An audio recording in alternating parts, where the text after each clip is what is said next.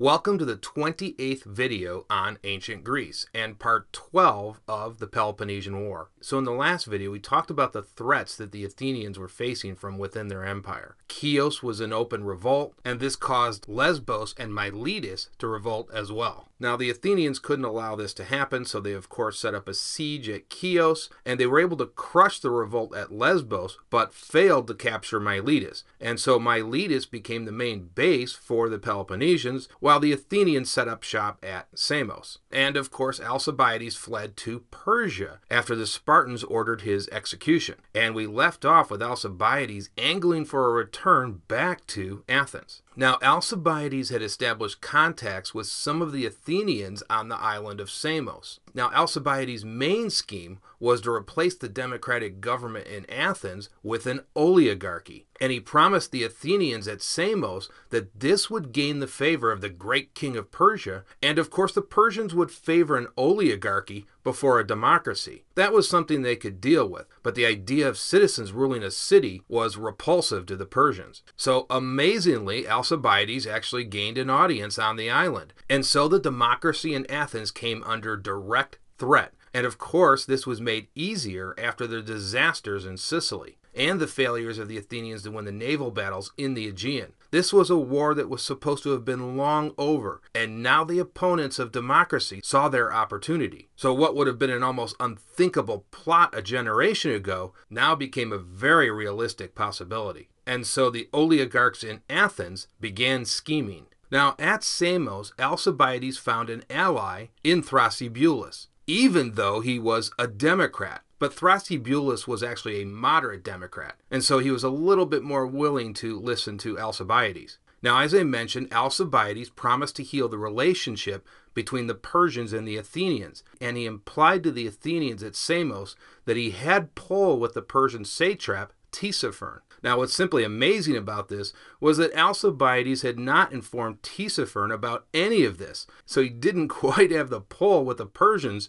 that he was implying to the Athenians at Samos. But the Athenians at Samos were inclined to trust Alcibiades except for Pherenicus. He found it difficult to believe anything Alcibiades said, and believed Alcibiades was motivated by his own self-interest. He also believed that the Persians would not be as willing to join the Athenians as Alcibiades seemed to be suggesting. The Athenians, however, rejected the advice of Pherenicus and began to overthrow the democracy in Athens. Now, Pherenicus decided to beat Alcibiades at his own game of double dealing. And that's a very dangerous game to play because nobody did that better than Alcibiades. But he decided to try to turn the tables on Alcibiades. And so he sent a secret letter to Astyochus informing him that Alcibiades was double dealing. He told Astyochus that Alcibiades was discrediting the Spartans while making a ploy to return to Athens. Astyochus, however, could do nothing since Alcibiades was now under the protection of the Persians.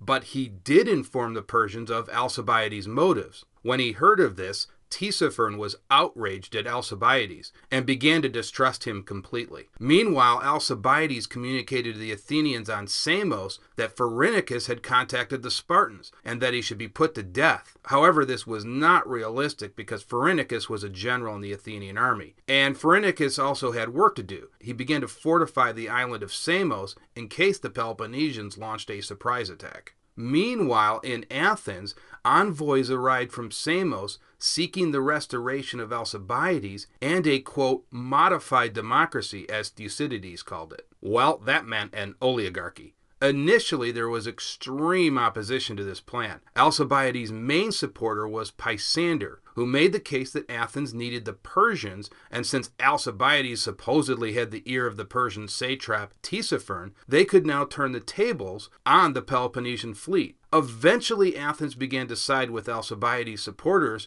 and as a gesture of good faith, Pherenicus was removed from command. Now, during this entire time, the Chians were still blockaded by land and sea, and as a result of this siege that seemingly never ended, a famine broke out in the city, and the Chians asked the Peloponnesians for help yet again. According to Thucydides, the Peloponnesians began to think seriously about relieving the siege at Chios before it was too late. Meanwhile, Pisander and a delegation from Athens arrived at the Persian court to talk to Alcibiades and the Persian satrap Tisipherne. But they discovered quickly that Tisipherne was not as anxious to form an alliance with Alcibiades, and also that Alcibiades did not have as much pull with Tisipherne as he had implied. The delegation went back to Samos with Alcibiades somewhat discredited. Tisipherne had good reason not to form an alliance with Athens. He greatly feared the growing power of the Peloponnesians, even more than the Athenians, but he also did not want to assist the Athenians in defeating the Peloponnesians. And so he decided to resupply the Peloponnesians. He even pledged to supply the Peloponnesian fleet with Phoenician ships. But again, that would be an empty promise, as we will find out later. Now, closer to Athens, the Boeotians were able to capture Oropus away from the Athenians, and Euboea again was in danger of switching sides. But the Peloponnesians decided not to assist Euboea and concentrated on the relief of Chios. Also, as I talked about in the last video, Rhodes was also an open revolt, but the Peloponnesian navy decided not to engage the Athenians who were laying siege to Rhodes. Instead, they decided to go ahead and beach their ships rather than take on the Athenians at Rhodes. Meanwhile, the Peloponnesians at Miletus decided to put some heat on the Athenians, and what they decided to do was cause problems in the Hellespont. And of course, the Hellespont was the route for the vital grain supply of Athens. And so the Peloponnesians dispatched a small fleet and captured Sestos and installed a garrison there. Now this, as I said, was a major problem for the Athenians because it now threatened their most important trade route. And the problem for the Athenians was that they just did not have enough ships to be everywhere and could not defend their entire empire. Meanwhile, Pisander returned to Samos after being rebuffed by the Persians. Still, he was able to convince the main revolutionaries to continue on with the plot. This would be done without Alcibiades, who they were unsure of anyways. And so what the revolutionaries did was split into two groups. One would go subvert the government in Athens proper, and the other half would go subvert city-states around the empire and push them into an oligarchy. Surprisingly, though, many of the subject cities refused to submit to an oligarchy, especially Thasos. So that part of the plan seemingly failed. But the other part of the plan had better results in Athens. And when Pisander arrived at Athens, Thucydides indicates that Athens was already undergoing a transformation. Some of the oligarchical clubs, as Thucydides calls them, had already assassinated the leading proponents of democracy, and even some of Alcibiades' most fervent enemies. Apparently, some of the Athenians were still hoping to curry favor with Alcibiades and the Persians. Now, Pisander sought to seal the deal. He proposed to give authority to the 400, and they would have absolute authority. And this ruling 400 would be the ruling oligarchy. In turn, the 400 would have control of another group called the 5,000. Now, a good way to think of this is that the 5,000 were a more moderate form of government. They weren't quite an oligarchy, but they weren't quite a democracy. They were somewhere in between. So, with that said, the 400 arrived at the council chambers and paid off other government officials and basically told them to go home, and they were permanently dismissed. The scheme succeeded, and the 400 essentially took power. Interestingly, the 400 were prepared for violence, as each tucked away a dagger in their cloaks. But in the end, no resistance was offered, and the democracy that had started over 100 years earlier was now gone. An oligarchy now controlled the linchpin of democracy, Athens. Still, even though there was a new government in place, this did not change the fact that Athens still found herself in a major war. Now the 400 began to rule with a heavy hand. They began executing several citizens and imprisoning anyone that opposed their policies. Now, perhaps they could have taken a lesson from Pisistratus about ruling gently. You will remember that he was the Athenian tyrant that ruled over 100 years ago. Doesn't that seem like a distant memory now? In any event, Alcibiades, who had set this entire process in motion, was not recalled yet. The 400 also began to look for ways out of the war and sent peace offerings to Sparta. And basically they wanted to keep the status quo and maintain their empire intact. Sparta, however, was more inclined to take advantage of what they perceived as unrest in Athens, and this could be a prime opportunity to capture the city. And so the Spartans left Decelia. Remember, that was the fort that was near Athens and that the Spartans had captured on the advice of Alcibiades? So they left that fort and pulled right up to the long walls of Athens. But instead of finding the city in disorder, they found Athens heavily guarded. And so the Spartan army simply left. Now the 400 had another problem, and it was a biggie. The Democrats at Samos were not overthrown by an oligarchical revolution, and the main reason was they were able to look to the Athenian Democrats on the island for support. And the main supporter was the Athenian army, who firmly supported democracy and actually swore an oath of hatred for the 400 in Athens. Now, despite the present weaknesses of the Athenian navy, it still retained control over the sea, and the main reason was that the Peloponnesians still refused to launch an attack on Samos. The 400 decided to send envoys to Samos to convince the army to join their side. And the case they presented was that the 400 was really a very loosely based oligarchy. But the army rejected the oligarchy outright. And so it was Samos that became the critical player in keeping the Athenian empire intact, as well as democracy. And as I said, an oath was taken among all of the army commanders at Samos, and each one of them declared themselves an enemy of the 400. And so now the Athenian army at Samos had two enemies, one located in Athens and the other close at Miletus. The Athenian generals at Samos, however, took comfort in the fact that even though Athens was lost, Samos itself was powerful, and the Athenian generals at Samos controlled the bulk of the Athenian fleet. So the real power rested in Samos, not Athens. The most prominent supporter of democracy on Samos was Thrasybulus. He even wanted to recall Alcibiades. So in the end, Alcibiades was not recalled by oligarchs, he was recalled by Democrats. And so the Athenian Democrats at Samos placed total trust in Alcibiades, and he was even elected general. So this was a stunning comeback for Alcibiades. At Miletus, the Peloponnesians received the news that Alcibiades had been restored, but still refused to move out and meet the Athenians. This caused violent reactions against Astyochus, whom the Peloponnesians saw as acting cowardly, especially when numbers were on their side. Many Peloponnesians began to question the conduct of Astyochus. Also, the troops had not been paid in months because of the unkept promises of the Persians.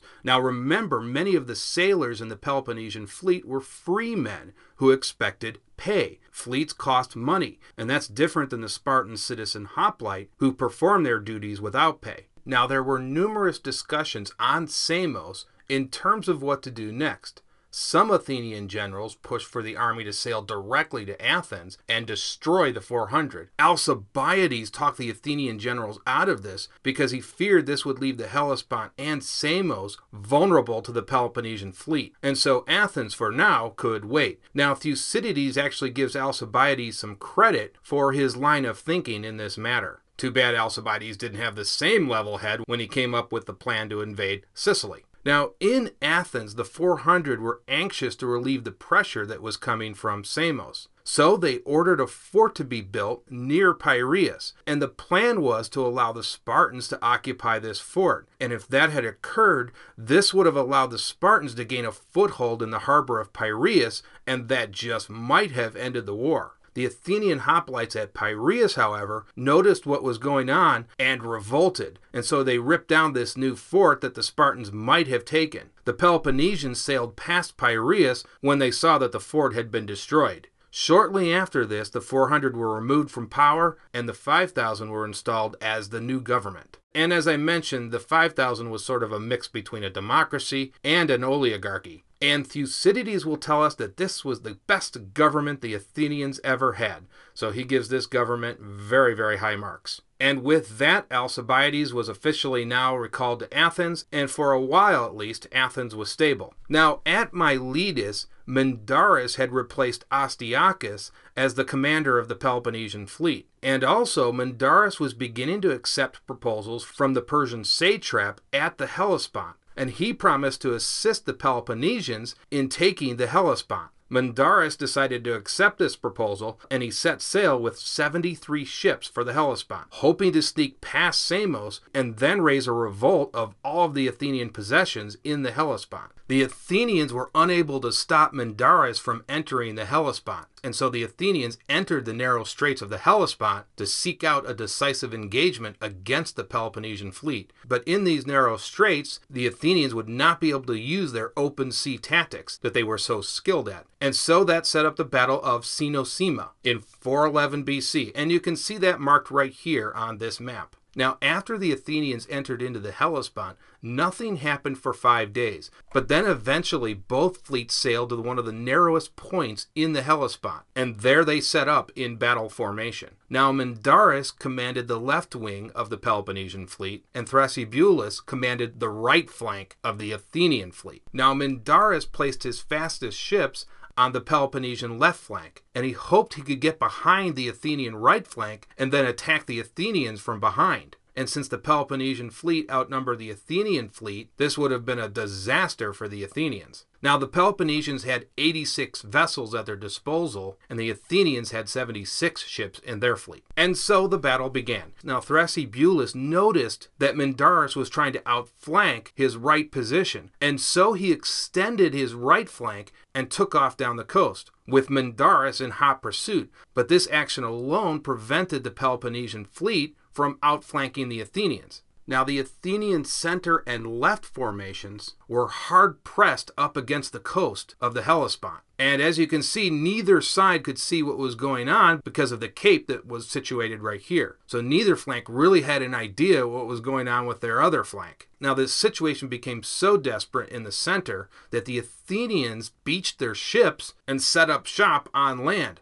Now, this was the critical moment. The Peloponnesians decided to follow suit and also made a landing to start a land engagement with the Athenians, instead of trying to force a decisive victory on one of the other flanks. Now, that strategy might have worked just fine had the left Peloponnesian flank scored a victory, but that's not what happened, because Thrasybulus eventually turned his fleet around and in the more open waters of the Hellespont decided to engage Mindarus and scored a major victory. And now he was able to attack the Peloponnesian fleet from the rear. And by this time, many of the ships had broken off into smaller squadrons. And the Peloponnesians eventually fled the scene, and so the Athenians scored a victory. But the Peloponnesian fleet was not destroyed, and as I said, they were able to retire to Abdios. And that set up 2 more naval engagements, which we will get to in the next video.